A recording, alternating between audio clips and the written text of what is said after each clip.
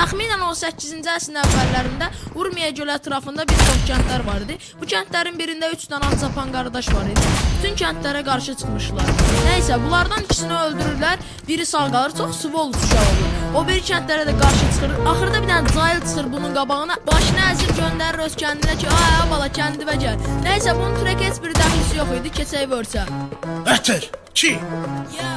İndi eyni bitdə bir buraya ne bax oyna. Özüm kiçik elədiyim işlər sadağı boyda. Dillər bax oyna, beləsinə at oyna.